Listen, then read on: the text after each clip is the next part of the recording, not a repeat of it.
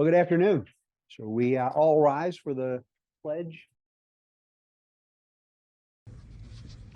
I pledge allegiance to the flag of the United States of America and to the republic for which it stands, one nation under God, indivisible, with liberty and justice for all.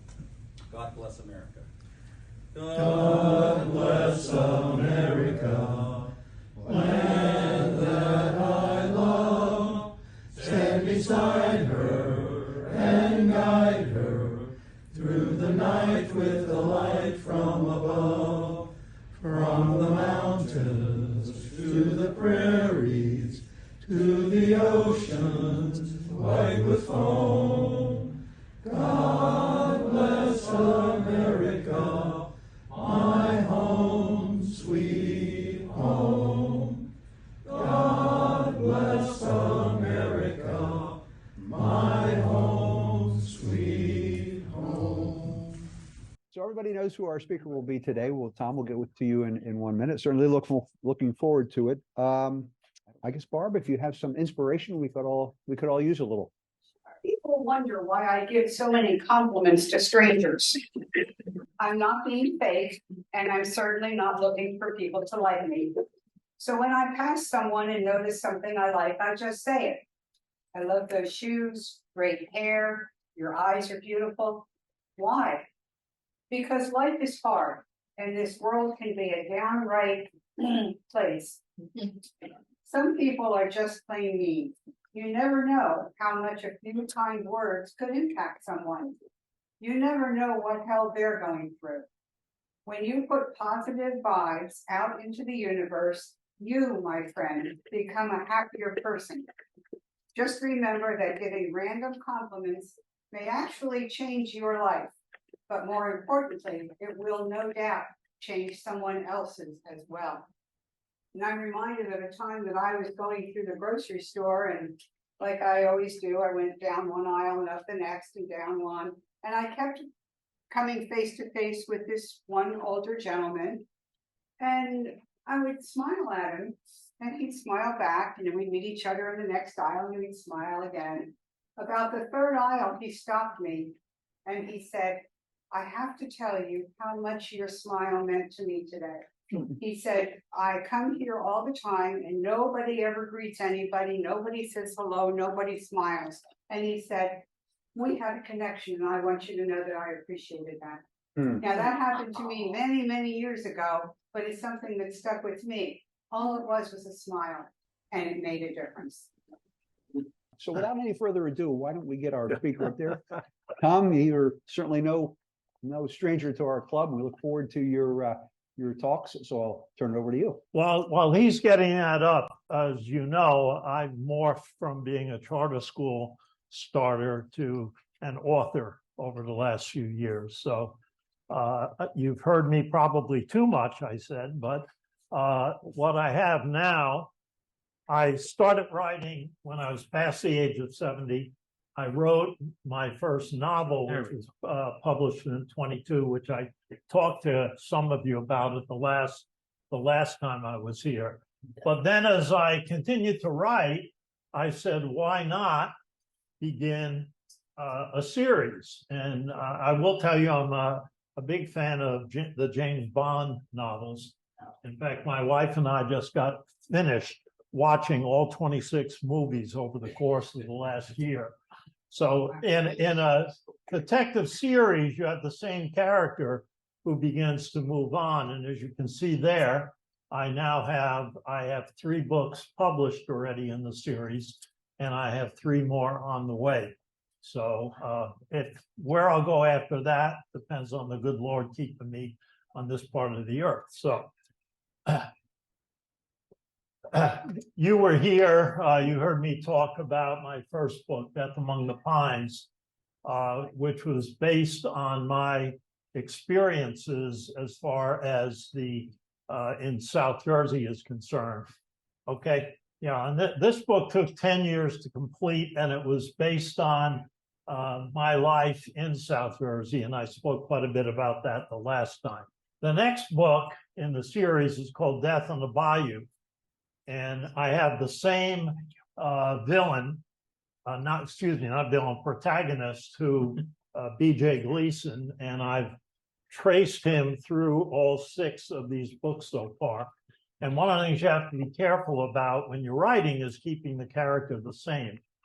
The reason I have BJ in the Bayou, and that's spelled wrong on there, that's my fault, is that I've spent quite a bit of time over the years, not quite a bit, occasionally in New Orleans, found it a fascinating town, particularly Bourbon Street, where I almost remember what I was doing on Bourbon Street. Someone introduced me to something called a hurricane, and that kind of ended that. This book, instead of 10 years, took about 10 months. And again, I relocated my hero into Louisiana, and he takes up with a female lieutenant in the New Orleans Police Department, and he begins to work with her. The third book, and by the way, November 1st, you forgot to say what the holiday is. It is the Day of the Dead. It is All Saints Day, and it's celebrated on the 1st and 2nd of November. And so I have BJ. And by the way, I'm kind of happy. This book was just published today on the Day of the Dead, which is kind of interesting. So now I have BJ gets a phone call from a family in San Antonio. A husband and wife are watching the parade. They're a little bit sad because their mother has disappeared from the nursing home, and they've tried to they can't find any sense of where she's at. As they're watching the Day of the Dead parade, a float comes by, and a huge photograph of her mother in a death pose is on the float. So the woman almost passes out. They have heard about this guy, B.J. Gleason, because he does some TV appearances. So they reach out to him, and B.J. has to go to San Antonio and to bring his girlfriend with him occasionally as well. And again, this book took me about 4 months, and this book focuses, how many of you have been to San Antonio? Anybody? Then you've been to the Riverwalk, and that is an amazing facility, really. Honestly, I was disappointed in the Alamo. There's a bigger T-shirt place across the street than the Alamo itself. You know, it's fairly commercialized. Again, this book is being, this is the next one. This book is finished. This is called Death on the Grand Strand, and now BJ is back. He ends up having to go to South Carolina because somebody has, you know how people go to a golf course, and if you've ever seen the guys that come in at night and they go into the water holes and they scrape up the golf balls, but they got to be careful because there's gators down there. So anyway, they're scraping it up and they find a body, and the body's mouth is stuffed with golf balls. And as a result, the fourth novel in the series takes place. This took about 8 months. I'm a poor golfer, as I said, but I've been on the golf courses at Myrtle Beach. And this time, BJ gets serious enough. He gets engaged to his girlfriend in the last book, and he marries her at the end of this one. So there's an ongoing romance through the series. And now they're a detective couple. The fifth book, which is set to be released next October, is called Death Off the Cliffs of Moher. How many of you have been to Ireland? All right, how many have been to the Cliffs of Moher? Frightening place when you think about it. Where in the United States would there be a place where you could walk right up to the edge of the cliff and look down with no barriers or keeping you from it? Okay, all right, that would be close. And I've not been there, so I trust your word. This time, BJ is on his honeymoon with his wife in Ireland. and he's trying to discover his own roots since his last name is Gleason. And as he's doing that, they find a woman whose husband never came home from the night before when he went up to the cliffs.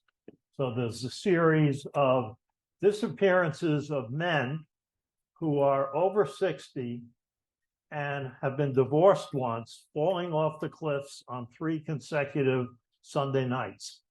Oh my God. And I won't tell you who the bad guy is in that book. You have to find it out. Okay? And this was a 5-monther. And the next book, which is still under construction, I've got BJ coming back to Cape May, New Jersey. And this time it's going to be set at Diamond Beach, if you've ever been there, also called May Sunset Beach. Cape May Diamonds. Yeah. Cape May Diamonds, yes, I found some. Yeah. You know, not that they're of any value. And why there? Again, I've spent a lot of time in South Jersey. I love Cape May and Diamond Beach as a result. And again, I am continuing the series. And I've told you about my story, and then this will be the concluding slide. What's next for BJ and Karen? I don't know. I don't know whether there'll be a book 7. I got to finish a book 6 first. I don't know where the good Lord will take me, but I'm going to keep going as long as I can. And this is short and sweet, but really, again, I'm available for presentations. I've talked to women's clubs, Kiwanian groups. I enjoy doing this. And at this point, do you have any questions for me? As a retired detective, what would your background be as far as being able to write detective novels? None. So you will be a good critic. Other than your writing is based on a lot of things. One is based on your personal experiences. And I've never been a private detective, so I can't write to that. The second would be on the experiences you've garnered through writing and through reading. So that's where much of mine comes. But I would really appreciate it. I like it when people critique my book. So he goes from being an amateur detective. When he gets to New Orleans, the police department, he works with the police departments in all of these. And while he's working with the police department in New Orleans, the captain of the precinct suggests that he apply for a private investigator license, which he does do. So by the 3rd book, he's an official private investigator, which involved a couple of courses, and that was about that's about it. So yeah, I'd love people to pick apart. So you've got to read one and tell me. Got a suggestion for you to help decide for the next future of your book. Why don't you get a collaborator to work with you? There are actually 2 of us. Skip Fairchild was my chief of police for a while and head of the investigation division that I worked in for 23 years. No, and BJ in the Irish book spends a lot of time with the Garda, and there's a lot of information about the Garda in that particular novel. I also was familiar with Lieutenant Teddy Dangle from the New Orleans Police Department. Okay, You call Death in Center Square. Death in Center Square. Oh my. There you go. Question about Yeah. So when you sit down, so you have an idea, you're going to Yeah. in Grand Strand or New Orleans or whatever, you put together an outline that you then fill in the blanks, or you just kind of start writing and let it take it where I kind of do both. I get a concept. For instance, the one I'm working on now, Death at Diamond Beach, I have an outline, and now I'm beginning to fill in the outline and look to develop the characters properly and try not to trip over myself, as this gentleman just mentioned, and say something totally that could never happen, kind of a thing. Anybody else? BJ and Karen, they are fictitious figures. Yeah. But do they model anyone that you had an acquaintance Yes, with they do. in your real life? Well, I like to think that I'm a BJ type, Yeah. Oh, although he's done things that I've never done. And his woman, if you will, is a kind of combination of women that I've known in my life. Anything else? Well, Yeah, before you send it to the publisher, do you have anybody read it who's got a professional background? there's a couple things that go on. I belong to the Greater Lehigh Valley Writers Group. And that group meets on every Wednesday night on Zoom, and people are able to read some of their works to be critiqued. And we also in this group we're starting up a critique group where 2 or 3 people writing could get together and share. One of the problems that I had in my first book is a publisher accepted it kind of right away. I was all happy about that. And they made me change one thing. They didn't like the fact that I had BJ drinking Jameson's. I had to have him drinking Irish whiskey. So I figured they read the book, but they hadn't, or they hadn't from an editorial perspective. And the biggest critique I have of my first novel are the typographical errors. And it's typographical errors you don't realize. Like I have a tendency when I'm writing a word from to write FORM, form. So spell check doesn't catch that. Now with the second book, I went to and I hired an editor to go through the book to catch all of that. And I've done that with subsequent books as well. So I'm not tripping over myself too much, or I don't have people spoiled because they saw a spelling error and they put the book down. So from a literary perspective, as an author, Yeah. where do you see artificial intelligence jumping into the scene, if at all? That's hard to, I think that's less a problem for authors than it is for educators.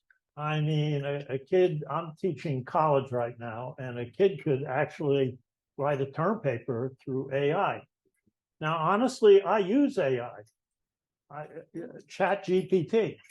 And what I find about AI is it's Google on steroids. So instead of when I Google something, I got to go through all of this stuff.